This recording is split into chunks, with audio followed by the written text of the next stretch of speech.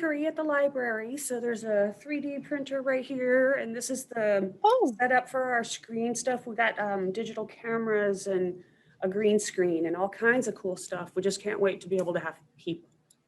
that's awesome. Yeah. All right, so just so you know, I will, we have plenty of time for this. I don't know what your schedule's like. We have like 2 hours.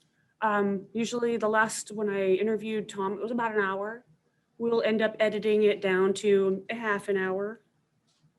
If you want, you can have a digital copy of it, uncut, cut for yourself, because we're going to post the cut version, the edited one, to YouTube. Okay, yeah, see, I didn't even like ask what's going on. I don't even know what I'm Yeah, doing. this is I was just like, of course I'll help you. yeah. This is you're the second person I've been able to interview, and this is my little pilot program to have a local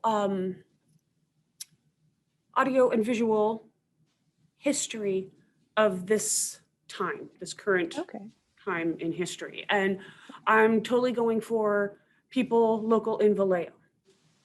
And so, okay, so let me get started here. This is full disclosure. This is my friend Heather. I've known her for 5 years. I met her when she used to work at the coffee shop that I go to every day. Okay, so name, let's see, name, what's today's date, the name, your name, and any kind of identifiers you want, I don't even know what today is. Isn't it? I think it's January 27th, 2021. Yes, it is. Yes.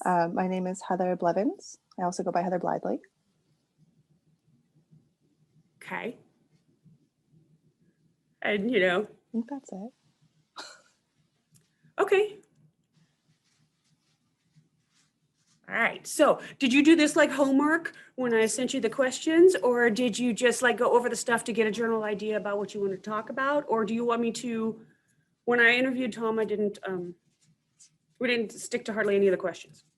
Okay. He just told me about his life. So that's entirely up to you. You could tell me about growing up in Vallejo because you're a Vallejo kid, or, whatever parts of your life that you want to talk about.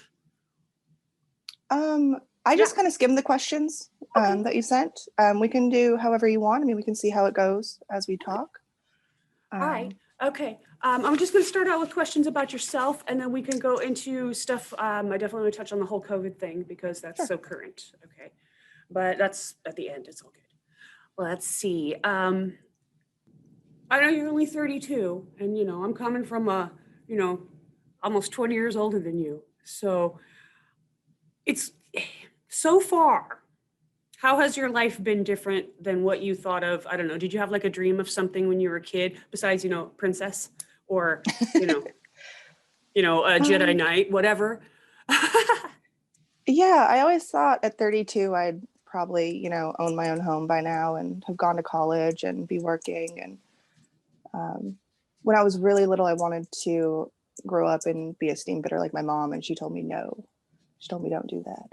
And so I tried to go into healthcare. My aunt really helped me and influenced me there and encouraged me to go to school. And I got my CNA license and here in Vallejo, and tried that, did that for 8 years. I learned that in-home care was better for me than working in a facility or a hospital because I had more time for my patients. And after about 7 years, I just knew that I would never be happy in healthcare if I continued on because I was taking my work home with me. And it was really affecting my mental health. Yeah. And did you just felt like you were too connected with the patients, the people that you're taking care of? That, but also just knowing that I could provide better care. I mean, in-home care doesn't pay very well. Right. You make more money in hospitals, but when you're in a hospital, you have only a few minutes per patient. And that's really difficult when you should be spending more time with them to make them more comfortable, to really give them the quality of care that they deserve. And working in home care, I loved it, but there wasn't enough money to survive. So the last patient I worked with was really great. His family was amazing. And I just knew I wanted to end it on a high note. So I wasn't sure what I was going to do, but after he passed away, he was my last patient. I never went back. So then I worked 3 jobs and was then contacted by a longtime family friend and my uncle, both at different times. And they asked me if I was interested in joining the trade and going to school to become a steamfitter. So I did. I ended up doing what I wanted to in the beginning. Went back to it. You have been doing this, you're in the pipe fitters local union. Yeah, Number local 342. 342. I'm going into my 3rd year of the Nice. apprenticeship program. Nice. Yeah, when I met you 5 years ago, that was when you were doing the 3-job thing, yes? Yes. And one of the jobs was working at the coffee shop. Mm-hmm. Okay. Yep. I got my I time. love that too. Huh? I love that too. That was a lot of fun. Yeah. The people there are still great. Mm. The ones from before, yeah. And there's supposed to be a documentary about LuLaRoe coming up. It's in the works, and there's been talk about me possibly doing it. And I'm like, I'd like to do some like consulting behind the scenes, but obviously I'm not made for camera. You know, A little too nervous constantly. So we were joking that I'll do the the blacked out face and the robot voice if I have to if go on you camera. have that in between, it might make you feel more comfortable. Yeah. You need the wig, like, was it Sia? Oh yeah. With the black and white wig that she covers her eyes because she doesn't want to see. Yeah. Yeah, just like when also I don't know if you went to the tattoo exhibit that was at the Naval Museum, the Oh, I didn't get a chance tattooed to. women. Yeah. Oh well, I loved it. The picture that Stephen Jacobson picked was the back of my head. Ah. And I loved it. It was the tattoo on the back of my neck. That was the big blown up one that they used. Oh, that's great. There was like a collage of smaller ones of mine, but the one that he used is the big blow up. And we didn't even know each other. Like he just met me that day, and it was pretty funny. He picked like the exact one that I would want to be used as a big blow up photo. That's great. That's great. So you are, and just in the 5 years that I've known you, you are very involved in local things, local arts groups, local politics. You hanging out at City Hall and such. So tell me about that. How, getting involved in your own hometown and things like that. They come up for different reasons. Yeah, to be honest, I don't even know how that happened. I'm on social media a lot, and so I see posts of events that are happening, and I get curious. And if it's an open invitation, I like to just show up and see what goes on, and that's just kind of snowballed. Like, for example, there was a kayaking event that Vallejo Biking and Kayaking put on down at the waterfront at the marina, and it was one of the rare times they were able to use the public access. Okay. And I was really interested in learning how to kayak, and I thought that would be a really great way because I thought it might be easier to maneuver getting in and out of the kayak with a dock rather than launching.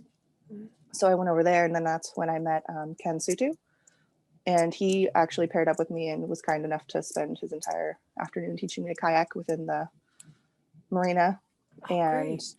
Our conversation led to me joining Citizens Air Monitoring Network and working with them. So it was a really fun experience that just sort of happened organically. This place, the thing I've noticed here in Vallejo is a lot of stuff happens organically.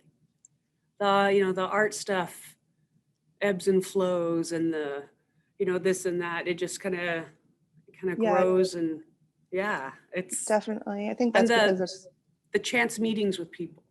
Yeah, and I think that's because there's a lot of genuine people. I mean, there's a lot of people that are here for their own gain, but there's also a lot of genuine people that really care. And I think that's why that can happen. Yeah. Yeah, you're really, you're really good about pushing on social media. You'll just talk about stuff that you're interested in, and some of us wouldn't have heard about it. Like a lot of things you put up about the museum, the Naval, the History Museum. And you had your birthday party there. I did. Yes. Yeah, that was a lot of fun. That was so great. Yeah, we got to go see that. We had pizza and played Cards Against Humanity, and we had our private tour Yes. of the museum. Got to see the secret door. Yep, the secret door and the jail cell Yep. and the old graffiti. Yeah. The crazy stuff that you get to do when you just happen to know the right people. I mean, I got to go with you to where I met up with you guys at it was someone's house and people were spray painting the walls. Oh, that was Dahlia's building over on Yes. Florida Street. That was another birthday party of mine. That was my 30th, actually. Yeah. Yes. We had well, I was piggybacking on the trend of paint parties, Uh-huh. but the little canvas paint parties with glass of wine, and that just didn't seem quite dramatic enough, I guess. So Dahlia was kind enough. She gave me a tour of her building, actually, and that's where I got the idea. She had allowed her nephew and his friends to come in and spray paint the building on the inside of her own building so they could stay out of trouble but have some fun. And that inspired me to ask if she would mind if I hosted a sort of off-canvas paint party. Yeah, that was so great. And yeah, and Sally was DJ. Sally, he was out there DJing, and that was a lot of fun. That was also a good party. I can't wait till we can have parties again. I know, so we can go out and do all the fun stuff that we've been able to do. I mean, if it wasn't for you, I wouldn't even know how awesome it is to swim in Lake Berryessa. The water was pretty low last round, so I'm hoping the rain fills it up for summer and maybe we can get back out there again. Yeah, I'm hoping with all this stuff going on, you know, I hear rumors that there might be some like normality next summer. So here's hoping, you know. So, well, let me ask you about some of these things. Let's see, it's January of 2021, so COVID's been here a year. What's the biggest way your life changed? I'd say just being a lot less social. I don't feel like I'm a very social person to begin with. More of a homebody if I have my own choice, but the times I would go out, it was a lot of fun and kind of an escape, and it's been difficult being isolated for sure. And then when people do come over, you know, the anxiety of what if, and the cleaning process has gotten very interesting. Sanitizing as soon as someone comes over, you know, doorknobs and light switches and leather furniture. And I mean, it's just a whole new way of life. Yeah. Have you had COVID or the vaccine or anything? No, I haven't had COVID. And I've not had a chance to get the vaccine yet. I'm just waiting to hear when my tier opens for that. Right. And I'll definitely be getting it for sure. But haven't had the opportunity yet. Right. Yeah. If everything was great and everyone was going to be safe, and whether we had to wear a mask or not, if the quarantine were to end tomorrow, what would be the first thing you'd want to do?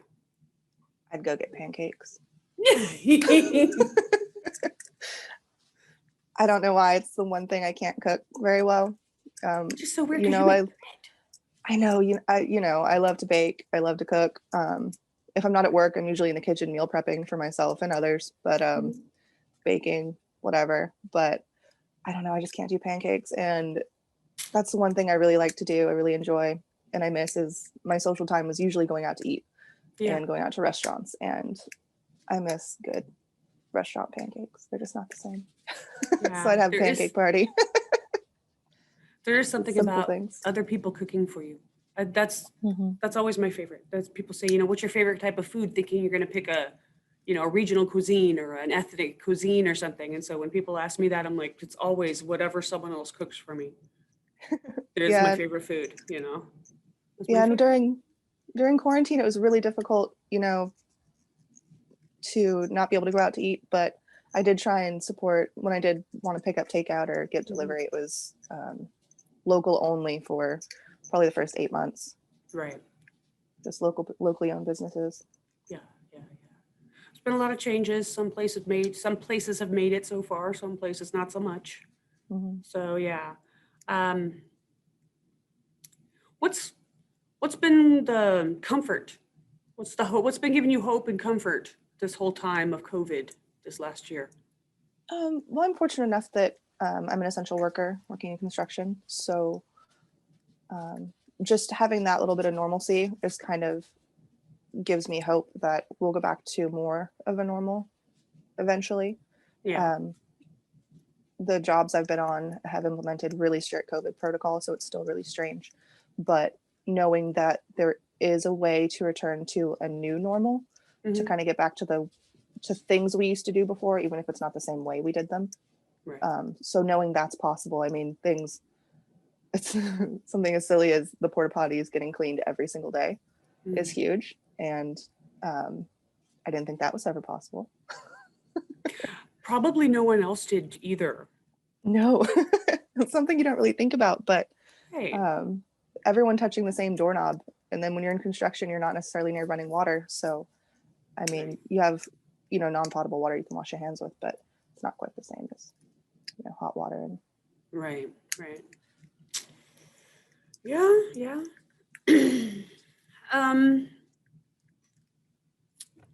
Let me see.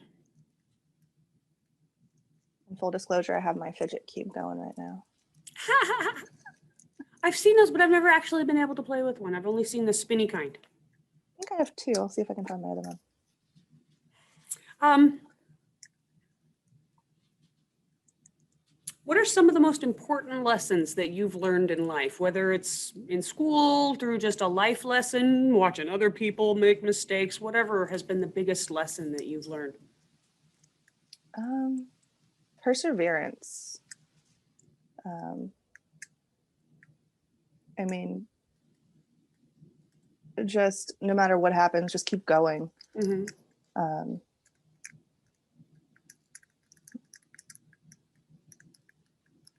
Yeah. I'm thinking. I don't know. Yeah. That makes sense.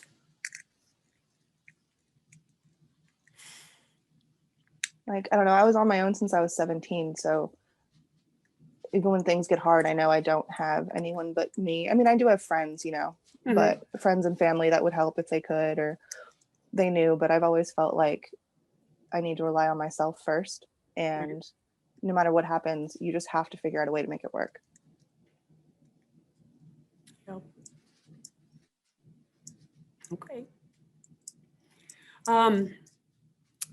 This video is going to go into our archive, so we'll have copies of it, even if, YouTube isn't so much around in 20 years, they'll still have it in the libraries as historical documentation. So it's kind of terrifying. No. Like I said, we'll make you look good. So for future generations unknown yet, or, younger family members or, what have you, listening or watching this years from now, is there anything you want to let them know about? What would you want them to know about, specifically about you, or something that you know that they should know? Oh, gosh. That's kind of a heavy thing, so. That is a lot. I don't even know. I know. I try not to take anything too serious. That's pretty heavy. Yeah. Words of wisdom. I'm not known for that. No? All right. All right. I don't know. I really don't. I don't know what I would. I mean, that's not something I really think about, to be honest, because, I'm not, I don't have children. I'm not going to have children. So that's really not something I think about. And I guess that's kind of a different perspective, because I don't think about what I'm going to pass on to my next generation, at least. I don't know. Yeah. I mean, I don't have children either, It sounds a little short-sighted, and I feel like I should have something for that.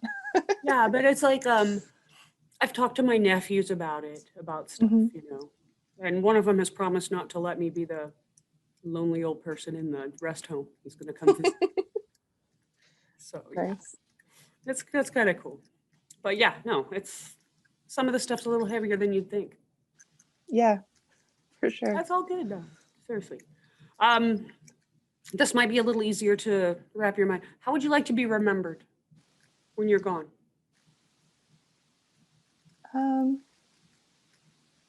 That I tried.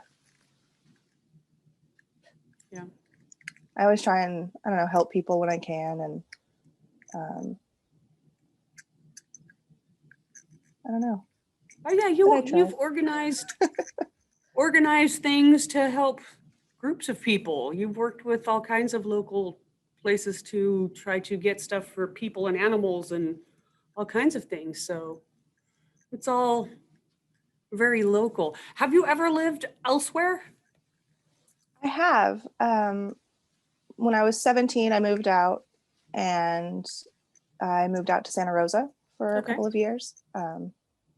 And I moved out there with my high school sweetheart. And unfortunately, a couple years after that, he passed away. So Did you come back? I wanted to come back to Vallejo. It's where I was living. We had to move after he passed away. The owner illegally evicted us, essentially.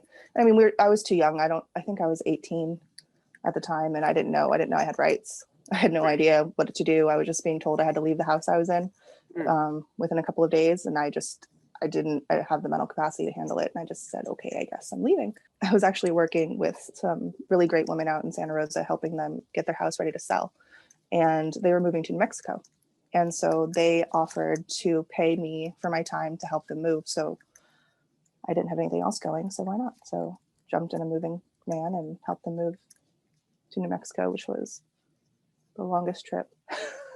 Everything that could go wrong went wrong on that trip, but it was a good distraction, a good escape, and I bet. Like the interesting crazy experience. adventure. Yeah. Yeah. And then I came back and kind of couch surfed for a couple months and got a job again and back in Santa Rosa, and met some friends I knew from high school out here and moved back to Vallejo finally. I was just trying really hard to get back to Vallejo because I knew so many more people out here, and I felt like even though it was a limited support system, I had some kind of support system out here. So right. I was really glad when I finally was able to get back. I tried to live in New Mexico, but that didn't last. I think I made it a month, but there's no water there. It's really dry. Yeah. It's been a few years down in the desert. Yeah, I like trees. Yeah, exactly. And it's beautiful. It's high desert, so it's not it's not as dry and hot as other places because you're really up high, but in elevation. And it's beautiful, but I need water and big trees. And my friend tried really hard. He found a lake. So he drove me out to the lake, and it turned out to just be a big cement reservoir. And I was like, not quite the same. Then when I finally got back to California, my friends bought my plane ticket. And when I flew into Oakland, I literally looked out the window, and when I saw the water, I cried. I was just so happy to be back. It's just so different. I felt claustrophobic out there. I mean, there's huge open spaces, but for some reason it felt closed in. Just, I don't know if it was because there's no end. You can't see where it ends, whereas the water, it seems sort of like bigger. I don't know. Yeah, and here you're close to the river. Mm-hmm. I mean, here at the library, I could look out the window and look out the window and see the river. So yeah, I mean, you're close to the ocean and the bay and the ocean and the water. And in the Midwest, it is a different feeling because big, humongous sky. You'd think that you'd feel, free and open. Yeah. But it's kind of different. Yeah. So you came back here and you've pretty much been around Vallejo ever since? Yep, been back since. Cool. Yeah. You're very involved in the air monitoring network? Yeah, admittedly, not as much as I was in the beginning, just because when I started school and working in the trades, there wasn't as much free time that I wanted to dedicate to it. So I was definitely more hands-on in the beginning. And now I can barely keep up. They're doing such amazing work. I don't really want to speak on anything because I can't speak to any specifics, unfortunately, right now. I'm so out of the loop. Oh. But I do. Yeah, I'm not trying to get state secrets or anything, but if you had like basic stuff that would be posted, like the commercial for it anyway. I mean, the whole idea of that is that there's monitors spaced throughout Vallejo and the surrounding area, Benicia, American Canyon. Yeah. So and so I have it hooked up so that I can see the app the app to look on there and, you know, on my phone and actually see what the air quality is in this area. And that's been really helpful for me to just with all the smoke from the fires and everything else. I mean, and then keeping an eye out. I mean, we're right next to or close to what, 2 refineries? Is it 3? 5. 5, even better. Yeah. So, I mean, hadn't really thought of that, you know, having been from Central Valley where everything's spread out and far away, you know, to have all that and to be able to observe that it's being tracked. I Yeah, wouldn't have the heard about that if original. it wasn't for you. Well, thank you. And thank you for paying attention to all that. The original idea was to kind of get a baseline of what our air quality is right now on a normal, you know, unaffected day. I got interested in it because of the oil spill back in, I believe it was November 2016. The Phillips 66 tanker, Right. I believe it was the Umina Spirit, leaked oil and no one knew what happened. And there was just that noxious smell in Vallejo at night, and everyone was kind of panicked. Some people got sick and they flooded the ERs, and the fire department couldn't figure out what was going on. Yeah. And so it took a few days for everyone to figure out it was the oil spill and it was the fumes from the oil. And I didn't know until then that we only have one air monitor in Vallejo, and that's from BACMed, the Bay Area Air Management District. Okay. And it didn't register anything. So there was no spikes of any kind on the monitor. So when I was talking to Ken when we were kayaking, we were discussing how great it would be if we could have air monitors all across town on people's homes. So it wasn't government sanctioned. It wasn't the government paying for it and tracking it. It was, you know, citizen science. And our brainstorm, he happened to, well, I don't know how to say this part. Is it he knew how to do it himself, or he knew a guy who knew a guy? Well, between Ken and Jimmy Sarmiento, they had an idea of what they wanted to do and how we could make it happen, and it happened. It started with just a few of them, a few of us with monitors on our homes, and then we sort of started.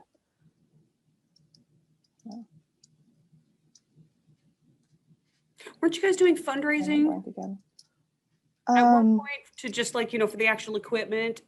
And then you had a call out at one point for, hey, in this area, we need somebody, you know, do you want to spread out the monitors? And so was it like where people volunteered? Hey, I want a monitor on my house. Oh, we don't need one there because your next door neighbor already has one.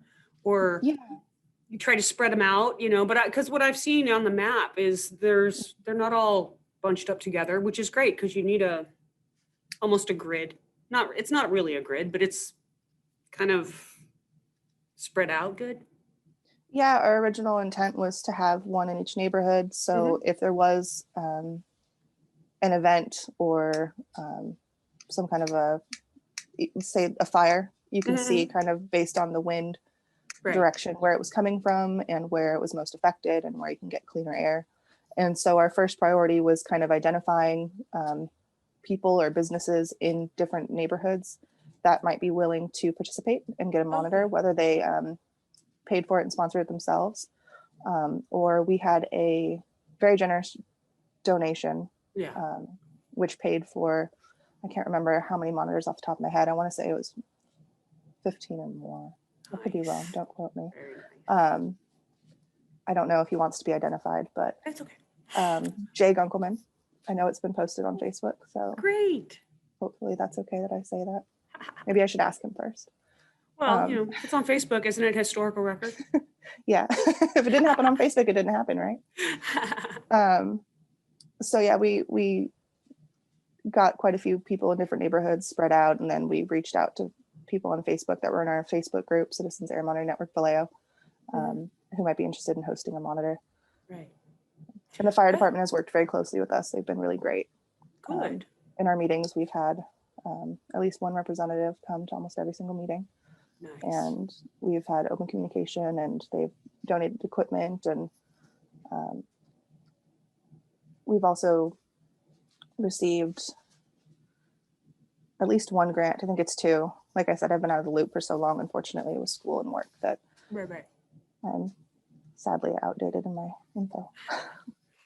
Well, yeah, I was mostly curious about how it all started, and you were part of that, and it's running well as far as I know now.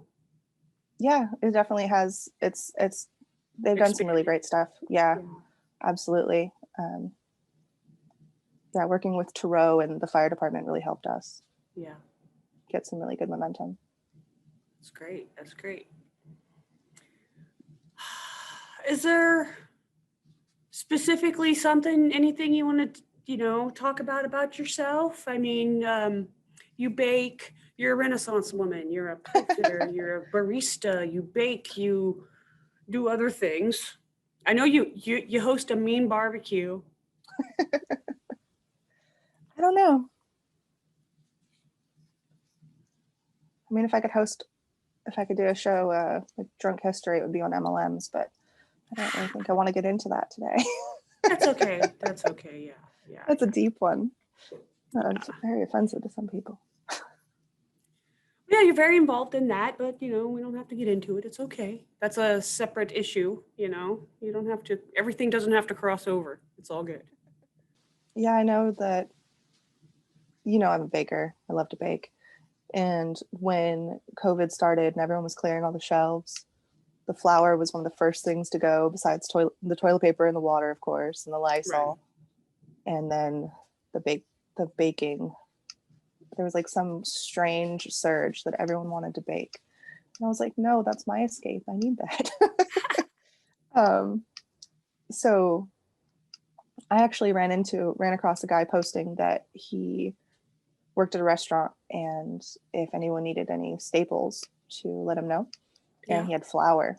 Oh. And no one had seen flour in probably a month and a half in the stores. Oh. And so I messaged him and I was like, hey, what's going on? You have flour? And he said, yeah, 50-pound bags. So I met up with him and I bought 2 50-pound bags of flour, and he was selling them at cost. He wasn't even upcharging at all.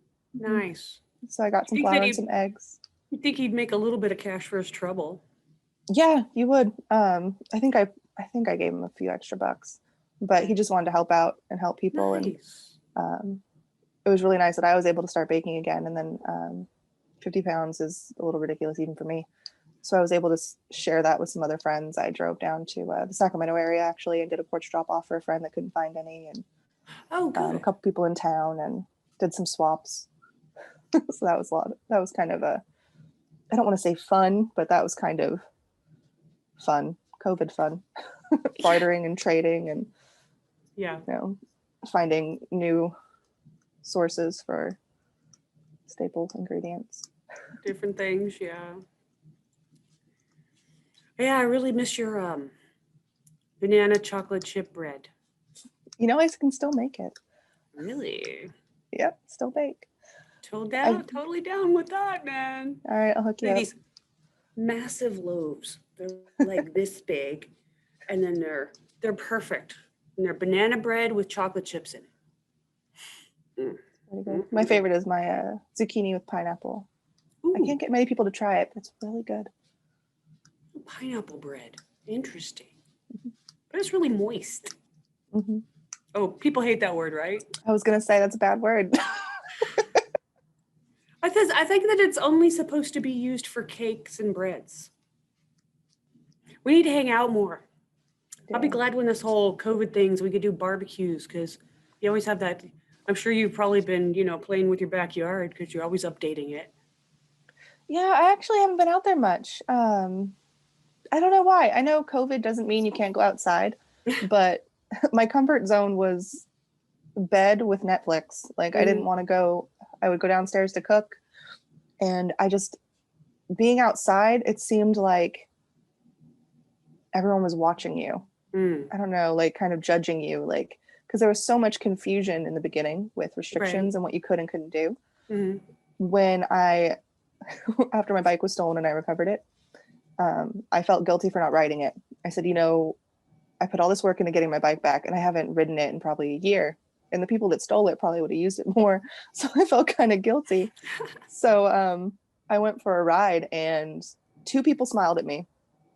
And it was just in my neighborhood. I didn't go down to the waterfront or anything where there was more likely to be more people. Mhm. And only 2 people smiled at me, and probably half a dozen that were, leaving or getting home just glared at me. Like, what is she doing? Why are you out? Like, we were supposed to be on like lockdown or something. Yeah. So I got a little bit anxious and was like, okay, I'm just gonna go on home, I guess. So I usually work on the yard for other people, not really for myself. So I need people to start coming over so I have a reason to clean up. Yeah, we'll probably be able to start. I'm hoping, this summer we can do stuff. We can do a potluck barbecue like before, because that was fun, Mm-hmm. Yeah. And that's so weird that you said you feel like people are watching you, even in your own backyard. You got the 6-foot fence. Yeah, It still feels weird though, huh? Yeah, it just feels like exposed. And I think Mhm. that's kind of a side effect of being, on quarantine, and Mhm. it just feels like everything's like on high alert. So, and everything over here is 2 stories, so everyone knows everyone's business. Everyone knows what everybody's doing. You can look right down. Yeah, and I mean, I know it's a little bit irrational to think like that in my own yard, but it just feels weird. Yeah. I Yeah, I go out don't there, hang really out like with the to hang rabbits. out outside. I mean, we go for bike rides sometimes on the weekends to the park, but it's we wear a mask when we're riding, because I don't know, all these people, stranger danger. Most of them don't wear masks. Mm. It's like I feel weird if I go farther than from my house to my car, because I have a bunch of masks in the car. So I go from my apartment to the car without a mask, from the car to the apartment without a mask. No mask in my apartment. But once I get in the car, I'm going somewhere and I always have a mask on. Doesn't matter where I go. Drive through. Oh yeah, drive through. You have to. You're going to be right up with people. I know you. Yeah, it's very different. Never thought that this would be our deal, but I've seen too many horrible pictures. I don't want to be in the. It really kind of gets to me, the fact that when people get the COVID and they get it really bad and they're on a ventilator. My mom had COPD, and so she was on respirators multiple times where it was breathing for her. And that's one of my, it's kind of tied into my claustrophobia. It's the unable to breathe part. And so it really freaks me out. I really don't want it, and I don't want to be the typhoid Mary that gives it to somebody else. Yeah, that's the scary part too. You never know. Yeah. Yeah. Yeah, we only had, the closest I've come to COVID personally was a guy at my job, and we almost got shut down. They allowed us to stay because we were following such strict protocols. Mm-hmm. You couldn't work within 6 feet of someone, which is really difficult in construction when you have to be so hands-on with everything. Right. And it was definitely a little bit of a learning curve with me being so new to the trade. Also, I'm used to one way, and that's all I've known, and I don't really know much yet. And so it was really difficult to adjust, but we were so cautious. Everything got sanitized. Tools get sanitized after use. You're not within 6 feet. If you're carpooling, it's only 2 to a car, windows down, masks on. So we were able to not have any transmissions. I was working down at Slack. It's a Stanford facility down in Menlo Park. Okay. And it was actually really huge. They were really concerned that we'd have to shut down completely. But we had 0 transmissions. Nice. From the beginning of COVID until I left. There were 2 people total, including the person that I was working around, in about a year that I was working there, because COVID started about 2 months after I started working there. Okay.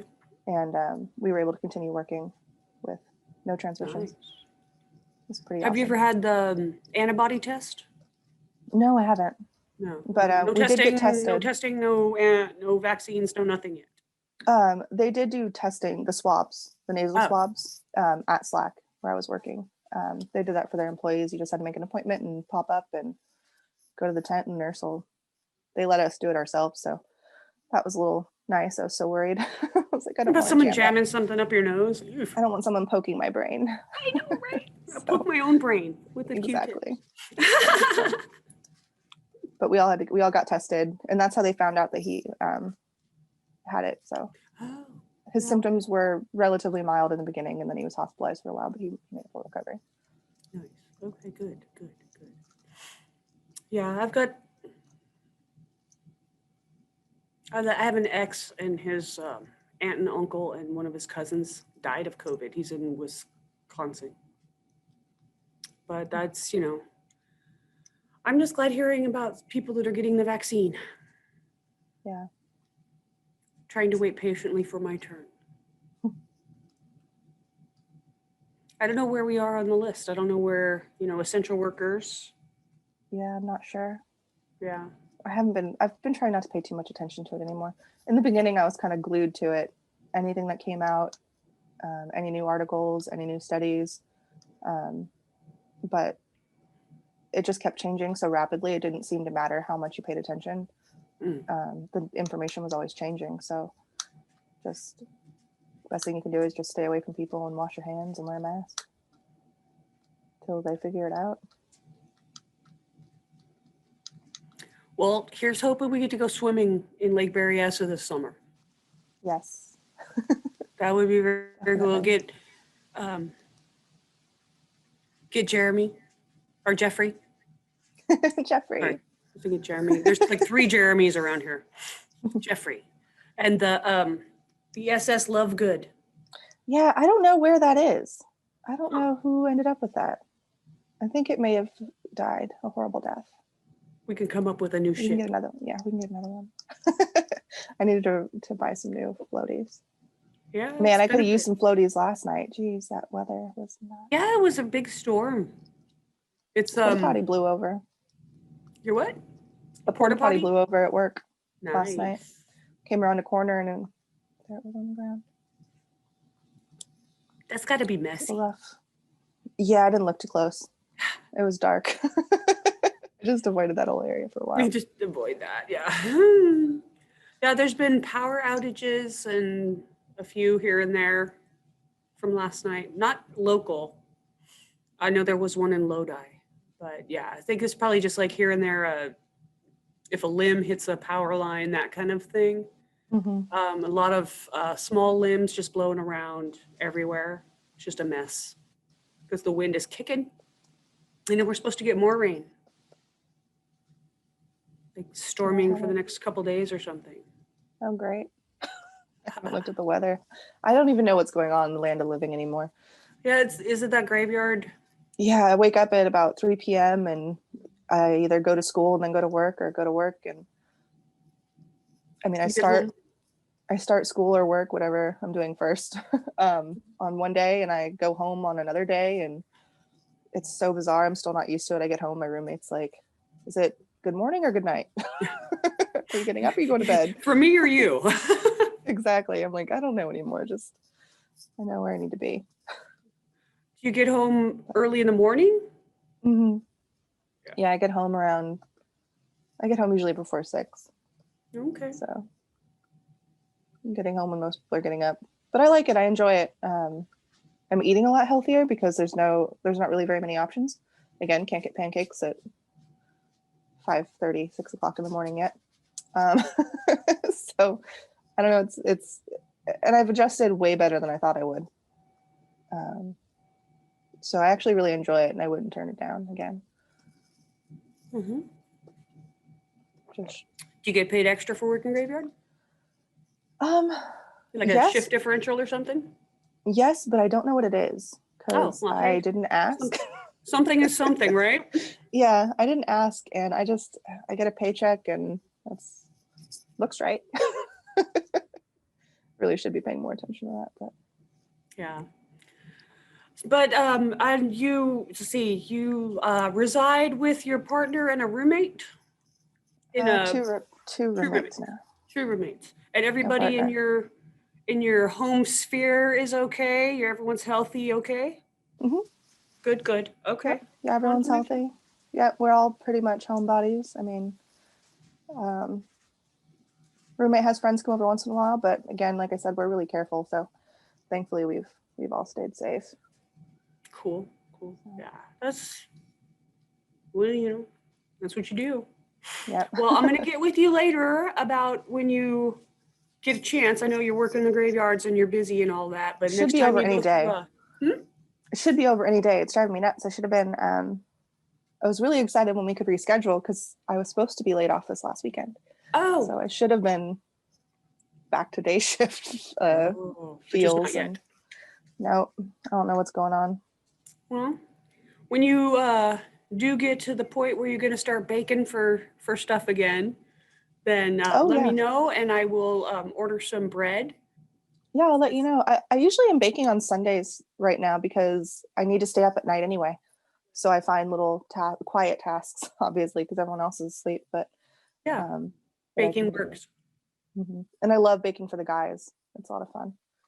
A lot of them are traveling. Not on this job. This job's mostly local people, but a lot of times you're on a big job and people are traveling and they don't get home cooked food.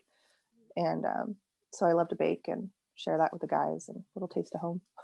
You're some lucky, lucky dudes. Awesome sauce. All right, you have a good day. You too. Be safe. You too. Thank Bye. you. You're Okay. welcome.